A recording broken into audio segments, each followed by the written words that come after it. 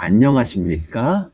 아세안 시장의 한국 기업 수출 경쟁력 분석이라는 주제로 수업을 진행할 국립부경대학교 국제통상학부 이춘수 교수입니다.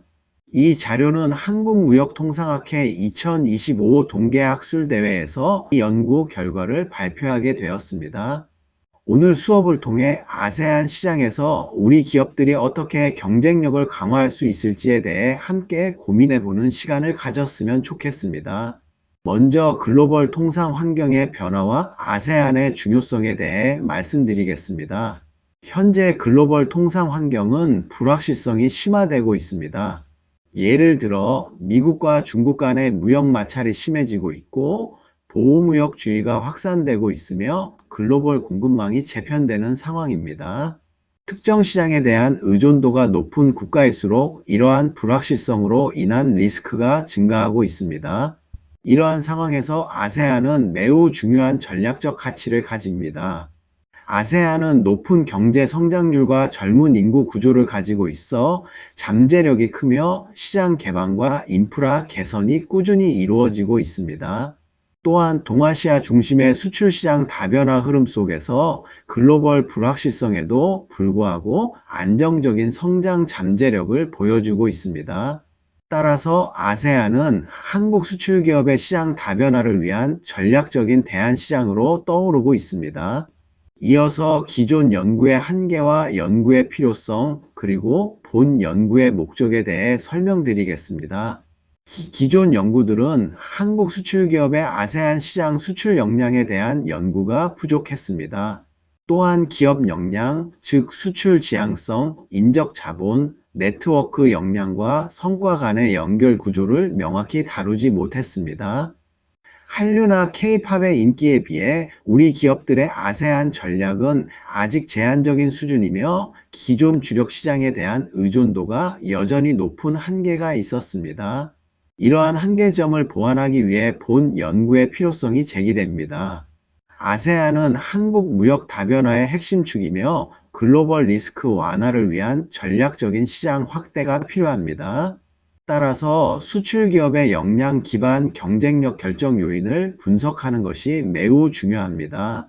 본 연구의 목적은 한국 수출 기업의 아세안 시장 수출 경쟁력 결정 요인을 분석하는 것입니다. 분석 변수로는 수출 지향성, 인적 자본, 그리고 네트워크 역량을 활용했습니다. 최종 목표는 아세안 시장에서 수출 경쟁력 향상을 위한 요인을 도출하는 것이며 이 연구를 통해 글로벌 통상 불확실성 속에서 지속 가능한 경쟁 우위를 확보하기 위한 중요한 시사점을 제시하고자 합니다. 다음은 연구 배경입니다. 수출 경쟁력에 대한 개념을 먼저 정의했습니다. 수출 경쟁력은 해외 시장에서 지속 가능한 경쟁 우위를 확보하기 위한 기업의 전략적, 기능적 역량을 의미합니다. 이는 자원 기반 관점에 따라 기업의 성과가 내부 자원과 외부 환경의 상호작용 속에서 형성된다는 점을 전제로 합니다. 수출 경쟁력의 구성 요인으로는 정보의 질, 정보 처리 능력, 그리고 전략적 대응 역량이 있습니다. 특히 인적 자본과 관계 자본의 결합은 신뢰 형성과 정보 교류, 그리고 네트워크 활용을 강화하는 데 매우 중요합니다. 이를 통해 수출 의지, 전문 인력, 바이어와의 소통 및 관계 역량이 수출 경쟁력의 핵심 구성 요소로 정리될 수 있습니다. 본 연구에서는 한국 수출 기업의 아세안 시장 수출 경쟁력에 영향을 미치는 요인들을 분석합니다.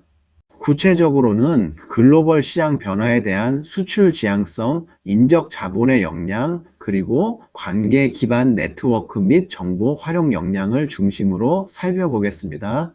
이제 가설 1, 즉 수출 지향성과 수출 경쟁력의 관계에 대해 살펴보겠습니다.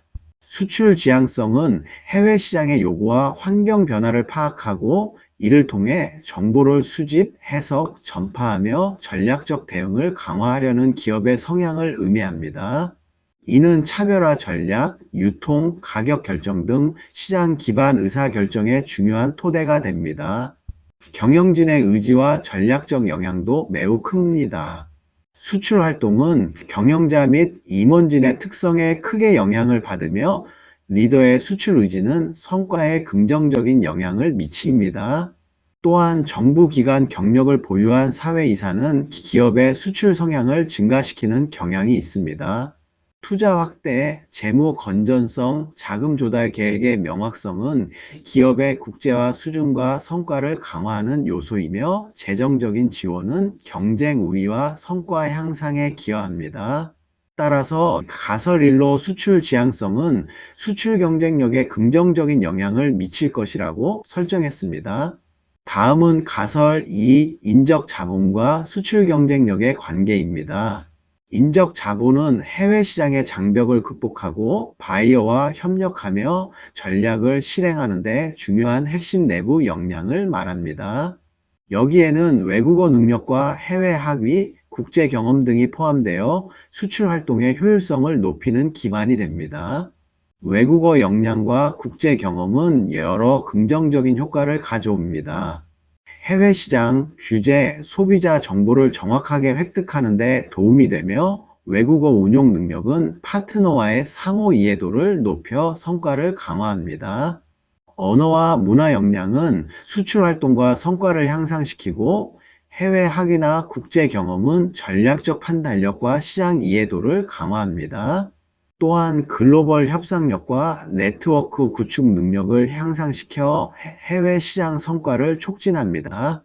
결국 교육, 전문성, 국제 경험은 해외 성과의 직접적인 결정 요인이 됩니다.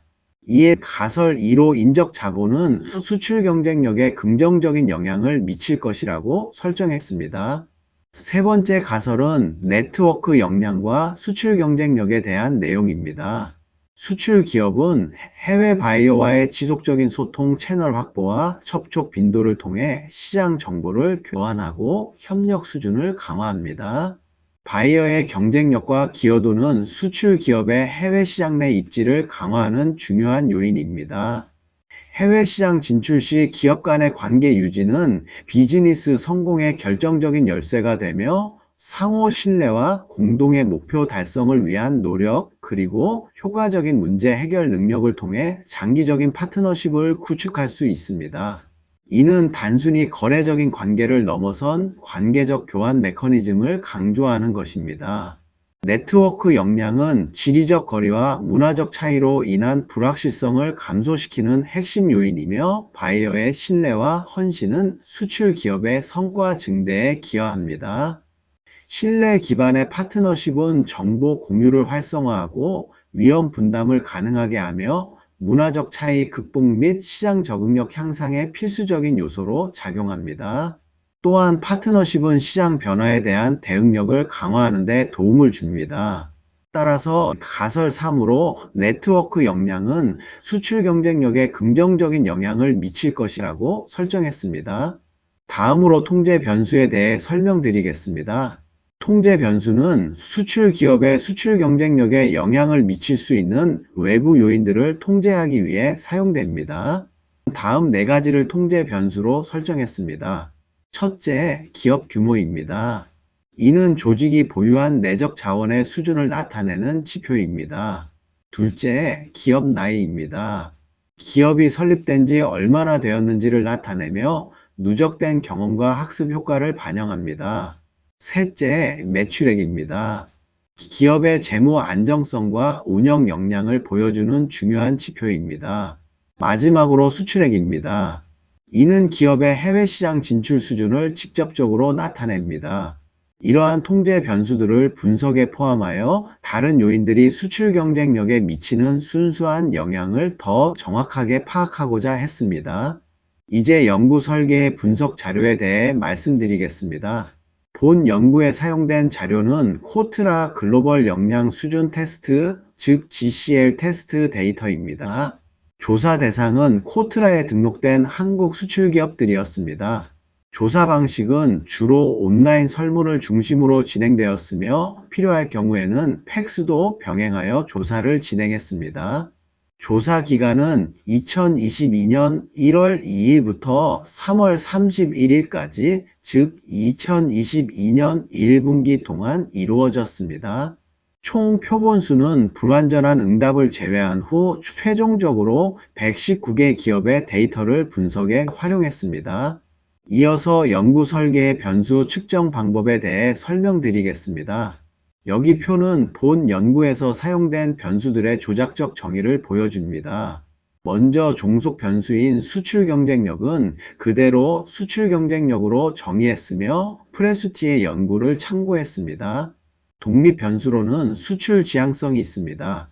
이는 수출 의지, 투자 노력, 자금 조달 계획 등을 포함하며 이펙의 연구를 참고했습니다. 인적 자본, 즉 HC는 외국어 능력과 학위 보유 인력으로 측정했으며 양과 티브레럴의 연구를 참고했습니다. 네트워크 역량, 즉 NC는 소통 채널 보유, 미팅 빈도, 네트워크 구축, 바이어, 기여도 및 경쟁력 등을 포함하며 레니도 등의 연구를 참고했습니다.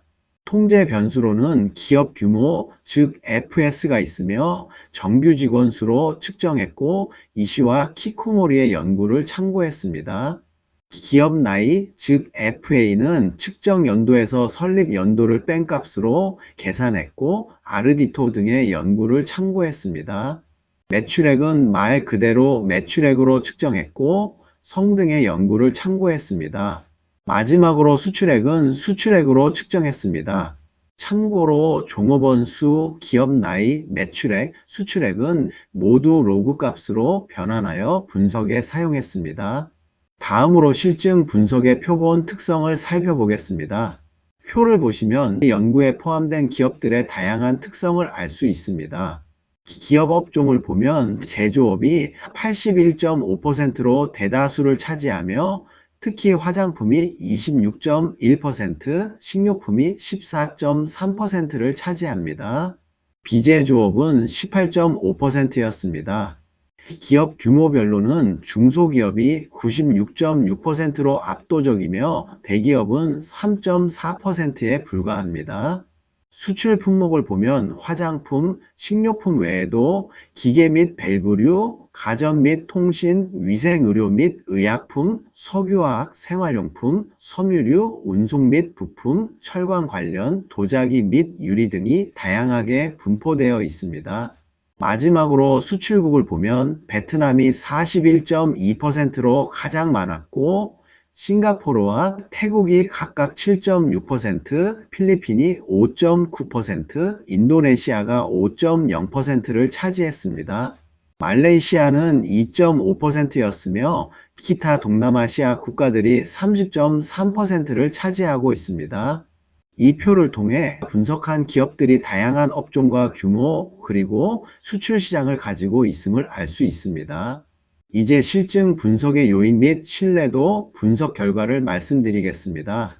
이 표는 요인 분석을 통해 변수들이 적절하게 측정되었는지 그리고 신뢰성은 확보되었는지를 보여줍니다.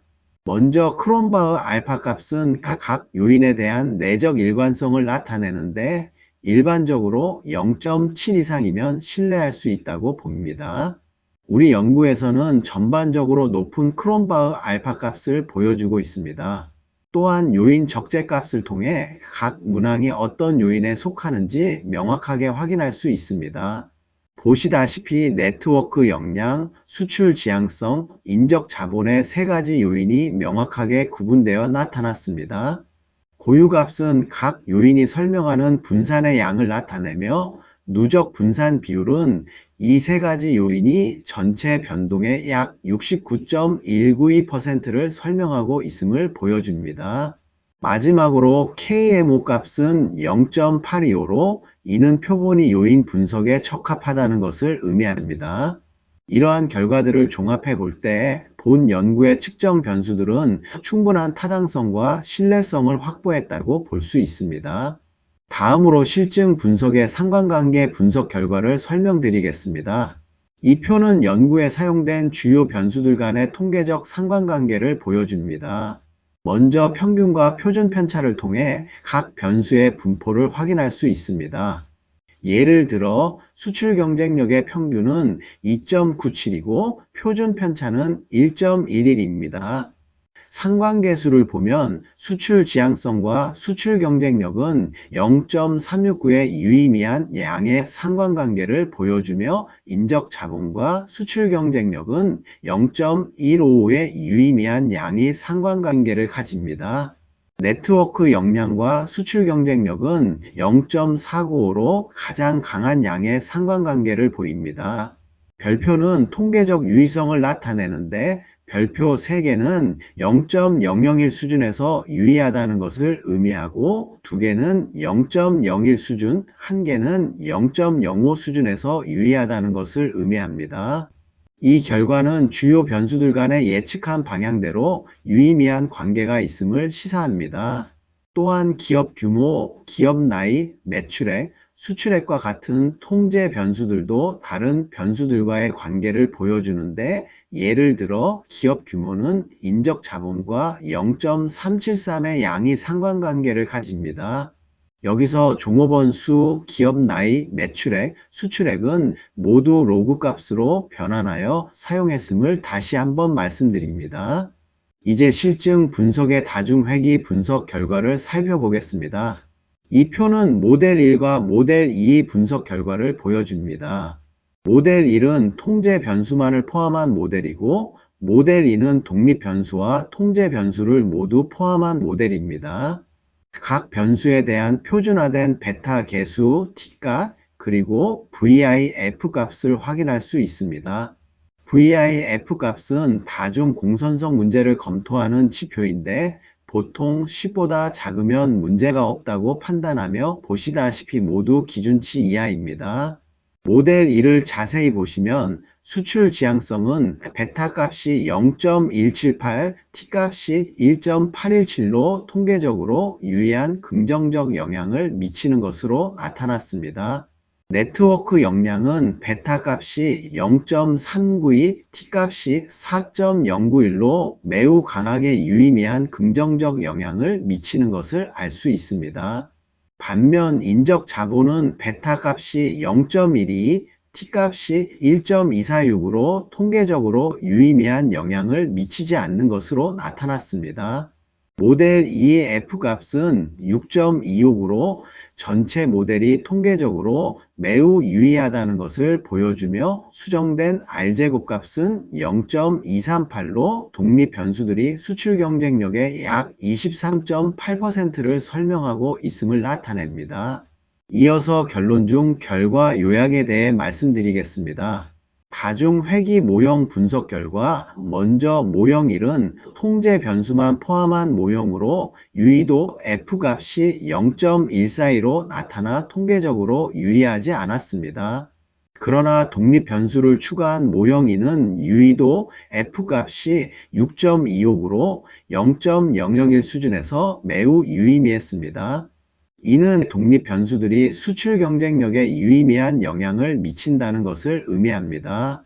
수정된 결정 계수 R제곱은 0.238로 독립 변수들이 수출 경쟁력의 약 23.8%를 설명하고 있음을 보여줍니다.